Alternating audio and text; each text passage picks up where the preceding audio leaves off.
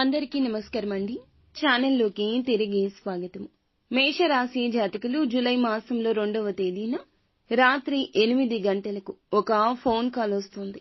ఆందోళన కలిగిస్తుంది. పరిస్థితులను మార్చేస్తుంది. మీ మనసును మార్చేస్తుంది.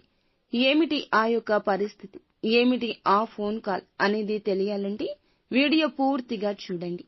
వీడియో నచ్చితే తప్పకుండా ఒక చిన్న లైక్ అయితే చేసి మమ్మల్ని సపోర్ట్ చేయండి. ఇక ఆలస్యం లేకుండా వీడియోలోకి వచ్చేద్దాము. ఈ రోజున కొన్ని అంశాలు అనుకూలంగా, కొన్ని ప్రతికూలంగా ఉన్నాయి.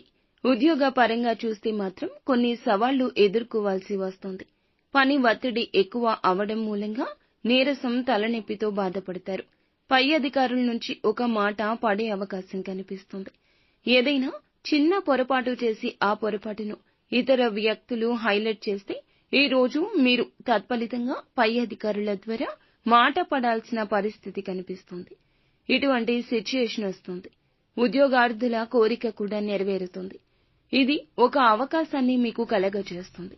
ఆ అవకాశం ఎలా ఉంటుంది అంటే మీరు ఆశించిన రీతిలో ఉండకపోవచ్చు. కొన్ని అంశాల్లో మీరు రాజీ పడాల్సి వస్తుంది. ఏ నిర్ణయమైనా ఆలోచించే తీసుకోండి. అప్పుడే మీకు లాభదాయకమైన ఫలితాలొస్తాయి.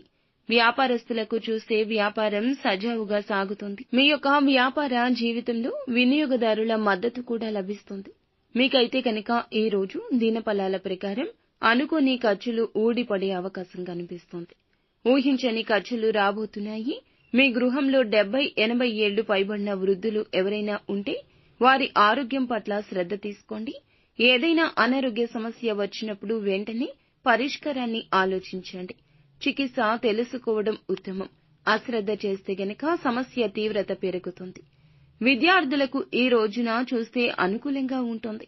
మధ్యకాలంలో ఏమైనా పరీక్షలు రాసి రిజల్ట్స్ కోసం ఎదురు చూస్తుంటే ఉత్తీర్ణత అయితే అనుకున్న దానికంటే ఎక్కువ సాధిస్తారు.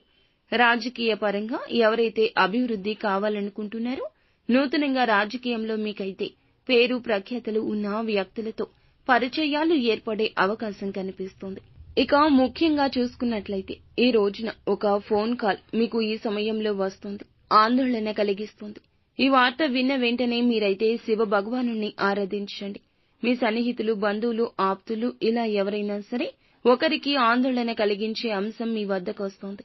కాబట్టి ఆ శివ భగవానుణ్ణి ఆ అంశం కోసం, పొంచి ఉన్న ఆ ప్రమాదం కోసం మీరైతే ఖచ్చితంగా బయట పడవేయమంటూ ప్రార్థించండి.